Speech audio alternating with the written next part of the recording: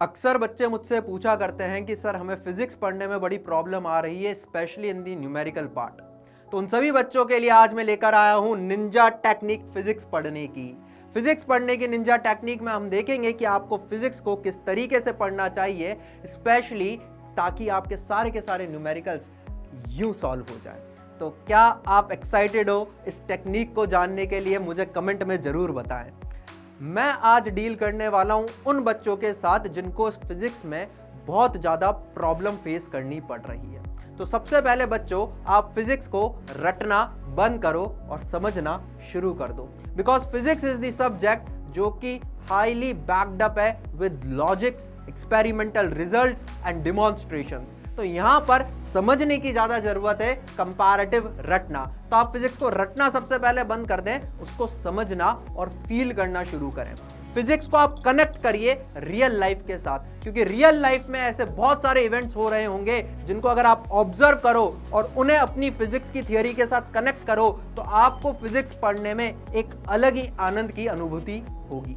तो फिजिक्स को सबसे पहले पढ़ने के लिए आपको अपनी रियल लाइफ के साथ उसका कनेक्शन फील करना पड़ेगा। You have to connect the theory of physics with the real life events. जब आप ऐसा करने लग जाओगे तो आपको फिजिक्स पढ़ने में एक अलग ही खुशी महसूस होगी। तो ये बात थी थियरी को लेकर कि अगर फिजिक्स की थियरी में बहुत ज़्यादा प्रॉब्लम आ रही है, इसका मतलब आप कहीं ना कहीं उसे अपनी रियल लाइफ के साथ कनेक्ट नहीं कर रहे, एसोसिएट नहीं कर रहे। जैसे ही आप फिजिक्स को अपनी रियल लाइफ के साथ कनेक्ट और एसोसिएट करने लग जाओगे, आपको फिजिक्स में बहुत मज़ा आने लग जाएगा। अब मेन बात पर आते हैं कि सर जो मेन प्रॉब्लम आ रही है, जब क्लास में थियरी पढ़ाई जाती है बिल्कुल समझ में आती है, क्लास में जो न्यूमेरिकल्स होते हैं बहुत इजीली सॉल्व भी हो जाते हैं, लेकिन वही जब मैं घर पे जाकर अपने स्टडी मटेरियल में सॉल्व्ड प्रॉब्लम्स को देखता हूं तो मुझे प्रॉब्लम आने लग जाती है। और अनसॉल्व्ड प्रॉब्लम्स में तो मैं बिल्कुल ही फंस जाता हूं। वो तो मेरे लिए बर्मुडा ट्रायंगल बन जाते हैं जिसमें मैं घुसता तो हूं पर निकल नहीं पाता। क्या ऐसा आप लोगों के साथ भी हो रहा हो? अगर ये हो रहा है तो you don't need to worry, क्योंकि आज हम डिस्कस करने वाले हैं अबाउट द निंजा टेक्निक, कैसे फिजिक्स को पढ़ें और कैसे न्यूमेरिकल्स को अप्रोच करें। तो सबसे पहला कदम न्यूमेरिकल्स को देखते ही आपका क्या होता है, मुझे कमेंट में जरूर बताना कि आपका फर्स्ट स्टेप क्या होता है जैसे ही आप किसी भी न्यूमेरिकल को देखते हो और पढ़ते हो, क्योंकि सारे का सारा राज इस फर्स्ट स्टेप में ही छुपा हुआ है। हाँ, आज जो मैं निंजा टेक्निक डिस्कस करने वाला हूं वो इस फर्स्ट स्टेप में ही है। सारे की सारी पहेली, ये सारी की सारी जो गुत्थी है, इसको सुलझाने के लिए ये स्टेप ही सबसे ज्यादा इंपॉर्टेंट है। और आप ये मान के चलिए, अगर आपने पहला कदम सही उठा लिया ना, तो फिजिक्स के न्यूमेरिकल का अराउंड 70 to 80% तो आपका सॉल्व हो ही चुका है। अब तो बस 20% बाकी है। और मैक्सिमम बच्चे यहीं पर फंस जाते हैं, यहीं पे गलती करते हैं। बच्चों को समझ में ही नहीं आता कि सर इस न्यूमेरिकल को अप्रोच कैसे करूं, इस न्यूमेरिकल को स्टार्ट कैसे करूं। यही वो फर्स्ट स्टेप है जो आपको आपके सॉल्यूशन में बहुत ज्यादा हेल्प करने वाला है और आपको आपकी मंजिल यानी आंसर तक पहुंचाने वाला है। तो बड़े ध्यान से देखिएगा फर्स्ट स्टेप क्या होने वाला है। क्योंकि मैं एक फिजिक्स का टीचर हूं तो हर चीज प्रैक्टिकली डिमॉन्स्ट्रेट करता हूं। तो यहां भी मैंने एक एक्सपेरिमेंट प्रैक्टिकली परफॉर्म करा जो मैं आज डिमॉन्स्ट्रेट करने वाला हूं, और उसका जो रिजल्ट मुझे मिला वहीं से पता चला ये निंजा टेक्निक के बारे में और इस फर्स्ट स्टेप के बारे में। तो बच्चों, मैंने अपनी क्लास में क्या करा, एक क्वेश्चन सभी बच्चों को दिया। माइंडेड वो क्वेश्चन क्या था? वो क्वेश्चन ये रहा आपकी स्क्रीन पर। Please read out this question, everyone please read out this question. क्या है question? A block of mass m moves with speed v against a smooth fixed vertical circular groove of radius r capped on a smooth horizontal surface. Find net force on the block. ये question मैंने अपनी class में दिया और 5 minutes मैंने दिए इस question को सॉल्व करने के लिए। 5 मिनट्स बाद जब मैंने पूछा कि कितने बच्चों का ये क्वेश्चन सॉल्व हो गया है, कितने बच्चों का आंसर आ गया है, तो आप ये जान के हैरान होंगे only 10 to 15% students were able to solve this question.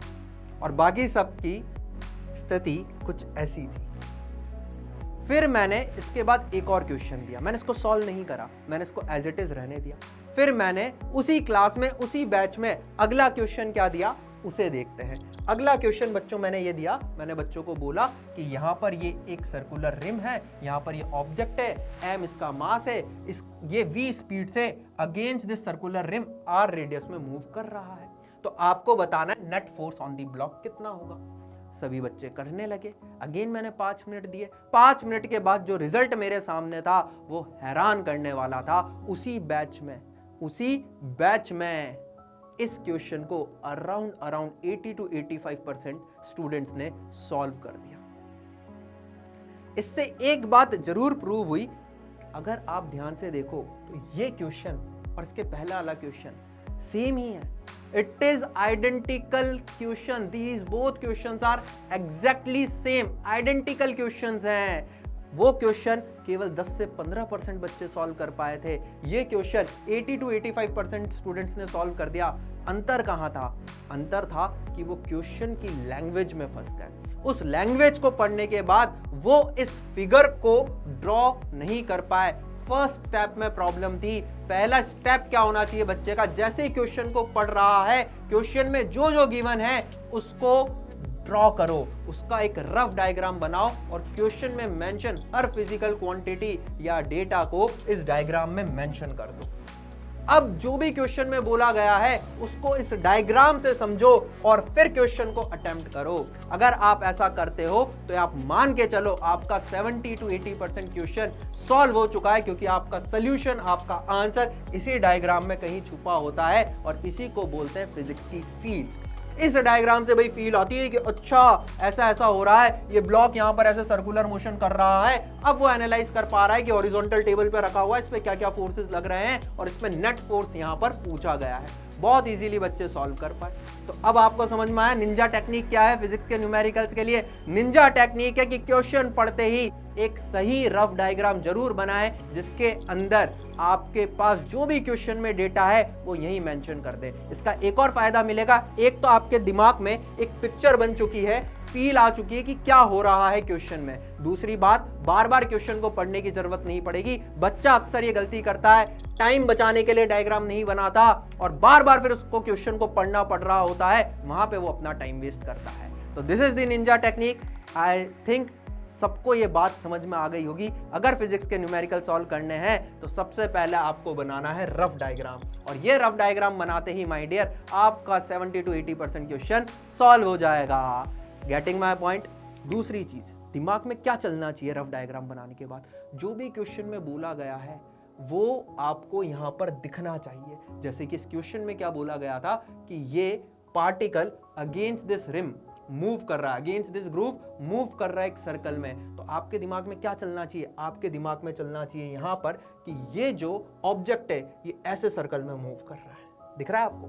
ये दिमाग में चलना चाहिए, ये दिमाग में फील होना चाहिए, जो वक्त के साथ आपको आने लगेगा। अगर क्वेश्चन पढ़ते ही बच्चों आपके दिमाग में ऐसी इमेज क्रिएट नहीं हो रही तो ये मान लीजिएगा आप फिजिक्स नहीं पढ़ रहे, आप केवल कहानी सुन रहे हो, आप केवल कहानी सुन रहे हो। तो अगर ये इमेज दिमाग में बनने लग गई और ये मोशन आपको दिखने लग गया तो ये मान के चलिएगा आपको फिजिक्स समझ में आने लग गई है और अब न्यूमेरिकल से आपको डर नहीं लगेगा। ये वक्त के साथ आएगा, ये धीरे धीरे आएगा। जब आप ये प्रैक्टिस बना लोगे कि हर क्वेश्चन के बाद मुझे एक रफ डायग्राम बनाना है, तो अपने आप ये आपकी हैबिट भी बन जाएगी और धीरे धीरे करके शायद आपको ये डायग्राम कॉपी पे बनाने की जरूरत ना पड़े, ये डायग्राम आपके दिमाग में अपने आप बनने लग जाएगा और तभी से आपको फिजिक्स आने लग जाएगी। So this was the ninja technique.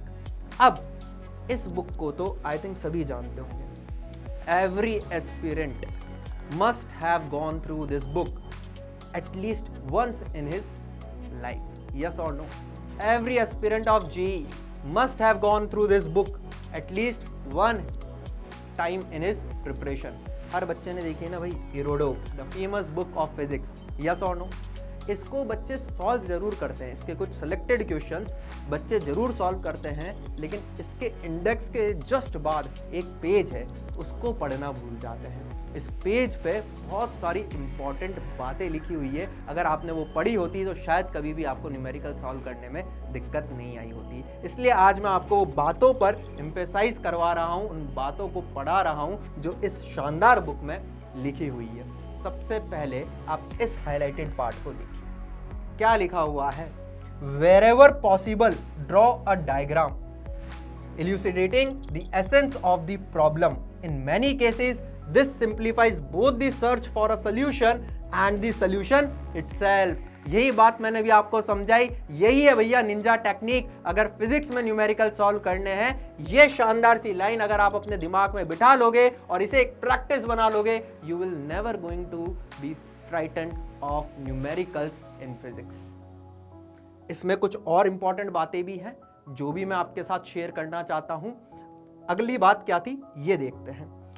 आप डायमेंशंस का ख्याल रखिए। मैं अपनी क्लास में बहुत बार ऐसे क्वेश्चंस करवाता हूं और बच्चे का ऐसा टेम्परामेंट भी डेवलप करता हूं कि बहुत बार क्वेश्चंस अगर आप चाहें तो पूरा प्रॉपर सोल्यूशन न बनाते हुए कंपटीशन के पॉइंट ऑफ व्यू से बोल रहा हूं, डायमेंशनल एनालिसिस से भी सॉल्व कर सकते हो। और इसका दूसरा पहलू यह है कि अगर कोई क्वेश्चन आपने सॉल्व कर लिया इन टर्म्स ऑफ वेरिएबल और वहां आपको लग रहा है कि मेरे डायमेंशंस कुछ और आ रहे हैं उस फिजिकल क्वांटिटी से जिसको मुझे निकालना था, उसके जो डायमेंशन है उससे डिफरेंट आ रहे हैं, तो समझ जाओ कहीं ना कहीं आपने गलती करी है। और जब एमसीक्यू टाइप का क्वेश्चन होता है तो वहां आप डायमेंशन से देख सकते हो कि अगर सिंगल करेक्ट है तो किसका डायमेंशन मेरे आंसर वाले डायमेंशन के साथ मैच कर रहा है, मतलब जो क्वांटिटी मुझसे पूछी गई है उसका डायमेंशन किसके साथ मैच कर रहा है। हो सकता है बाकी 3 ऑप्शंस का डायमेंशन मैच करे ही ना और आपका क्वेश्चन बहुत इजीली सॉल्व हो जाए। तो अगला पॉइंट यही है, check to see if it has the right dimensions. The wrong dimensions are an obvious indication of a wrong solution. तो ये भी एक टेक्निक है, अपने क्वेश्चंस में हमेशा इस बात का ध्यान रखें, डायमेंशनल एनालिसिस पे जरूर अपना फोकस रखें जब भी क्वेश्चन को सॉल्व करें। गलत डायमेंशन आ रहा है मतलब कहीं ना कहीं गलती करी है, या फिर कंपटीशन के पॉइंट ऑफ व्यू से मैंने आपको बताया कि कोई क्वेश्चन उसके 4 ऑप्शन हो सकता है 3 का डायमेंशन अलग हो और 1 का डायमेंशन अलग हो, और जो क्वांटिटी पूछी गई हो उसका डायमेंशन केवल वो जो 1 है उससे मैच कर रहा हो, सीधा आप आंसर मार्क कर सकते हो, पूरा क्वेश्चन सॉल्व करने की जरूरत ही नहीं है। Getting my point. एक और इंपॉर्टेंट बात यहां पर मुझे मिली, वो लिखा हुआ है having obtain the numerical answer evaluate its plausibilities. इसका मतलब क्या हुआ सर? इसका मतलब यह है कि अगर मेरा न्यूमेरिकल आंसर आ रहा है तो ये तो चेक करो कि उसकी प्रोबेबिलिटी क्या है, रियल लाइफ से उसको कनेक्ट तो करो, जो मैंने आपको बताया। जैसे कि अगर कोई बच्चा स्टोन को थ्रो कर रहा है तो वो 1 किलोमीटर के ऑर्डर में तो नहीं ना थ्रो कर पाएगा भाई स्टोन को, रियल लाइफ से उसको थोड़ा फील तो करो। और अगर आपका आंसर ऐसा आ रहा है कि 100 kilometre is the distance traveled by the stone in its upward journey when a man threw it, तो भाई समझ जाओ कहीं ना कहीं लोचा हो सकता है, इतना ज्यादा तोड़ी ना चल सकता है एक स्टोन। हाँ, अगर हाइपोथेटिकल क्वेश्चन है that is a different thing, but अगर रियलिस्टिक में बात करें, जैसे कि किसी भी ऑब्जेक्ट की वेलोसिटी स्पीड ऑफ लाइट से तो ज्यादा नहीं आ सकती ना, स्पीड ऑफ लाइट को तो एक्सीड नहीं कर सकती ना, वही यहाँ पे लिखा हुआ है the velocity of a body can not surpass that of light in a vacuum etcetera. जो नॉर्मल है वो नॉर्मल की वैल्यू नेगेटिव नहीं आ सकती ना, अगर आपने नॉर्मल का सही डायरेक्शन में उसे अप्लाई करा है। तो ऐसी चीजों का ध्यान रखो, यही निंजा टेक्निक है फिजिक्स के न्यूमेरिकल को सॉल्व करने की। जो मेन निंजा टेक्निक है वो लाई करती है in the very first step of the solution you have to draw a rough diagram with all the given quantities mention in that diagram. तो इसी के साथ मैं इस सेशन को एंड करता हूं। आई होप अब से आपको किसी भी न्यूमेरिकल से डर नहीं लगेगा। जैसे आप न्यूमेरिकल देखोगे दिमाग में बननी चाहिए एक फिगर, उसको अपनी कॉपी में बनाओ और आंसर पाओ।